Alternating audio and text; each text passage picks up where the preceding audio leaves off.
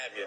And that's what we've done in the state of Texas, and I'm proud that we are having those individuals be contributing members of our society rather than telling them, you go beyond the government dole. You heard some boos there, but go ahead, Congresswoman Bachmann. Is that basically the DREAM Act that President Obama wants as well? Yes, it's very similar. And I think that the American way is not to give taxpayer subsidized benefits to people who've broken our laws or are here in the United States illegally. That is not the American way. Because the immigration system in the United States worked very, very well up until the mid-1960s when liberal members of Congress changed the immigration laws. What works is to have people come into the United States with a little bit of money in their pocket legally with sponsors so that if anything happens to them, they don't fall back on the taxpayers to take care of them.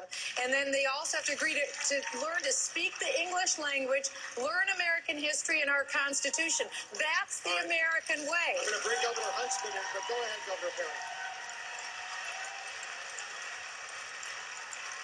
I'm not for the DREAM Act that they are talking about in Washington, D.C. That is amnesty. What we did in the state of Texas was clearly a states' right issue, and the legislature passed with only 4 dissenting votes in the House and the Senate to allow this to occur. We were clearly sending a message to young people, regardless of what the sound of their last name is, that we believe in you, that if you want to live in the state of Texas and you want to pursue citizenship, that we're going to allow you the opportunity to be contributing members in the state of Texas and not be a drag on our state.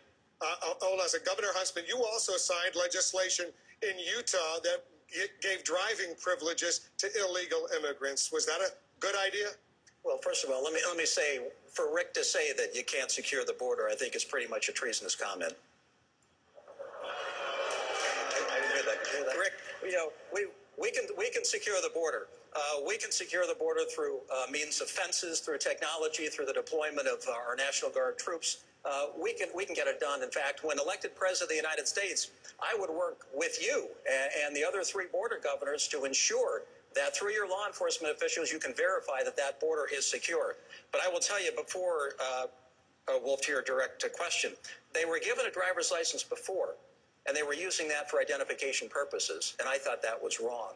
Instead, we issued a driver privilege card, which in our state allowed our economy to continue to function. And it said in very bold letters, not to be used for identification purposes. It was a pragmatic, local government-driven fix, and it proved that the 10th Amendment works. We believe in local fixes and solutions.